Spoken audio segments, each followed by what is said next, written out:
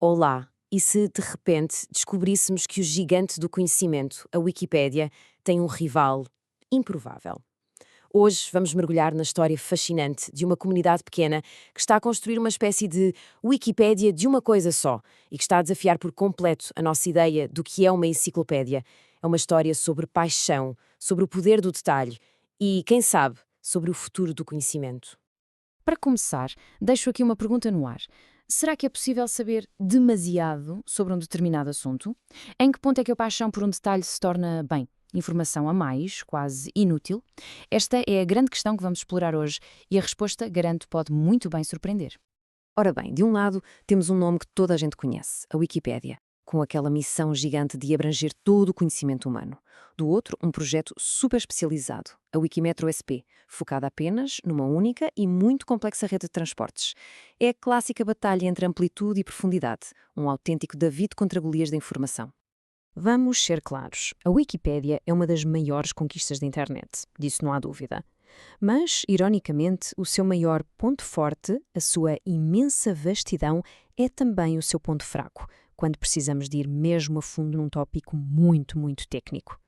E atenção, isto não é bem uma crítica à Wikipédia. É mais uma consequência da sua missão. É que, ao tentar ser tudo para todos, é natural que se crie um vazio, uma lacuna para aqueles detalhes super específicos, para o tipo de conhecimento que só os verdadeiros especialistas e apaixonados procuram. E é precisamente nesse vazio que entra a nossa heroína da história de hoje, a Wikimetro SP. Uma resposta direta, criada por uma comunidade, para a necessidade de conhecimento especializado e focada inteiramente num dos sistemas de transporte mais complexos da América do Sul. Mas afinal, o que é isto da Wikimetro SP? Bom, é uma enciclopédia colaborativa que documenta toda a rede de comboios de São Paulo, tratando tudo como um único sistema integrado. Mas a verdadeira magia, o que a torna tão especial, é que ela funciona como uma base de dados ultra detalhada, que por acaso tem a aparência de uma enciclopédia. Para se perceber o que realmente as separa, temos de olhar para a filosofia por trás de cada uma. E tudo, mas mesmo tudo, se resume a uma única palavra: notoriedade. É aqui que a verdadeira batalha pela informação acontece. Na Wikipédia, a regra é clara.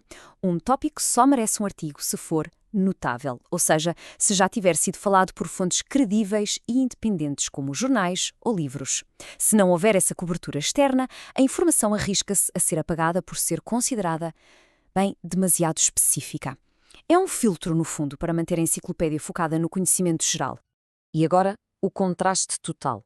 A Wikimetro SP pega nesta lógica e vira-a completamente do avesso. Aqui, a filosofia é que cada componente, cada detalhe técnico, sim, até ao mais pequeno parafuso do sistema, é potencialmente importante. A ideia de informação a mais simplesmente não existe. E este quadro mostra perfeitamente a diferença na prática. Vamos olhar para uma estação de comboio. A Wikipédia, com sorte, menciona o arquiteto. A Wikimetro SP dá-nos a biografia completa dele. A Wikipédia quase nunca fala do método de construção. A Wikimetro SP explica em detalhe se foi VCA, NATM ou SHIELD, uma informação que é ouro para engenheiros e historiadores. E com os comboios, a história repete-se. A Wikipédia diz-nos o nome da frota e está feito. A Wikimetro SP lista cada carruagem pelo seu número de série, com datas de entrega e até o historial de incidentes de cada uma delas. É um nível de detalhe que é francamente impressionante. Então, a pergunta é, quem é que anda a construir este tesouro de informação? Não é uma empresa gigante, não são académicos pagos, nada disso.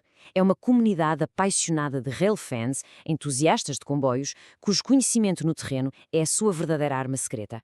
E esta comunidade tem uma vantagem que mais ninguém tem, a velocidade. Imaginem este cenário. Durante a noite é feita uma pequena alteração técnica num comboio. De manhã, um membro da comunidade apanha esse comboio, repara na mudança e registra-a. À hora do almoço, a Wiki já está atualizada. A Wikipédia, por sua vez, teria de esperar semanas ou até meses que alguma notícia saísse sobre o assunto. E para termos uma noção da escala disto, esta comunidade monitoriza ativamente cerca de 380 quilómetros de linhas. Eles não são apenas fãs, eles funcionam como uma autêntica rede de sensores humanos a recolher dados por toda a cidade em tempo real. Certo, mas por que é que isto é importante, mesmo para quem não liga nenhuma a comboios? Porque a Wikimetro SP transformou-se em algo muito maior.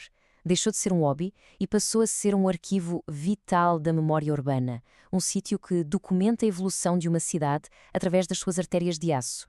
O melhor exemplo disto é a história do Fantasma da Linha 18 Bronze, um projeto de monotrilho que foi anunciado, planeado, detalhado no Wiki e depois simplesmente cancelado.